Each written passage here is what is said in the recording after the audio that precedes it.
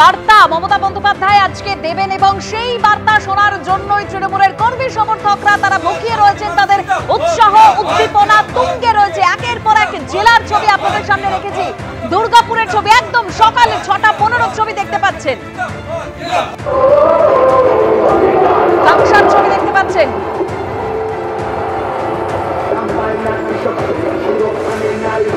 দাঁড়িয়ে রয়েছে সকাল থেকে দুর্গাপুরের কাছে কাকসা বাসকোপা টোল প্লাজায়।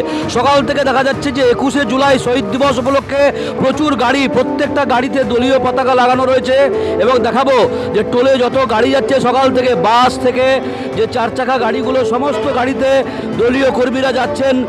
21শে জুলাই মুখ্যমন্ত্রী মমতা বন্দ্যোপাধ্যায় বক্তব্য রাখবেন এবং এই 26-এর ভোটের আগে এই 21শে জুলাই কি বক্তব্য রাখেন মমতা বন্দ্যোপাধ্যায়, সেদিকেই তাকিয়ে রয়েছে পশ্চিম বর্ধমান তথা অন্যান্য জেলার তৃণমূলের কর্মী সমর্থকরা। আমি দেখাবো যে কাকসা টোল প্লাজার পাশে এখানে একটি সহায়তা কেন্দ্র, হেল্প ডেস্ক খোলা হয়েছে, ধর্মতলা চলো লেখা রয়েছে এবং এখানে অ্যাম্বুলেন্স থেকে শুরু করে পানীয় জল থেকে শুরু করে সমস্ত কিছু এখানে রয়েছে এবং দলের যারা কর্মী সমর্থক তারা এখানে দাঁড়িয়ে রয়েছেন যে কোনো রকম পানীয় জল এবং অন্যান্য সহায়তার জন্য।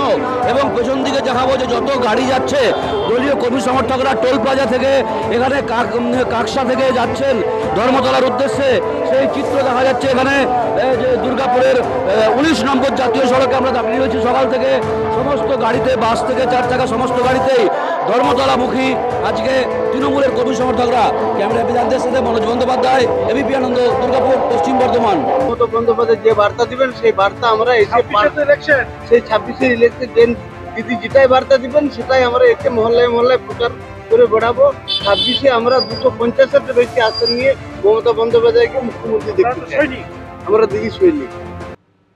একযোগে বিভিন্ন জায়গার ছবি এবার আপনাদের সামনে রাখবো, কারণ তৃণমূলের কর্মী সমর্থকরা তারা বিভিন্ন জায়গা থেকে আজকেও আসছেন এই ধর্মতলায় সভামঞ্চে যোগদানের জন্য। হলদিয়া, বর্ধমান, চাকদা, হাওড়া স্টেশন, দুর্গাপুর, নন্দীগ্রাম জেলার ছবি দেখতে পাচ্ছেন। কর্মী সমর্থকদের এখানে থাকার ব্যবস্থাও করা হয়েছে, যারা যারা আসছেন তাদের খাবার ব্যবস্থা করা হয়েছে, হেলথ ক্যাম্পের ব্যবস্থা করা হয়েছে। মূল উদ্দেশ্য হচ্ছে এই যে ধর্মতলার সভা মঞ্চ, সেই সভা মঞ্চের দিকে, সেই সভা মঞ্চে যাওয়া এবং সেখানে গিয়ে মমতা বন্দ্যোপাধ্যায় যে কি বলছেন, কি বার্তা দিচ্ছেন এই 26-এর যুদ্ধে একেবারে লড়াই করবার জন্য, তা শোনার অপেক্ষা করছেন কর্মী সমর্থকরা।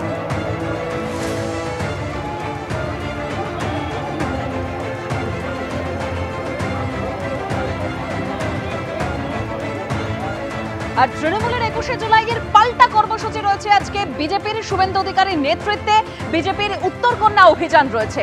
সুকান্ত মজুমদার, বিজেপির প্রাক্তন রাজ্য সভাপতি, তৃণমূলের এই 21শে জুলাই নিয়ে কি বলেছেন শোনাবো আপনার।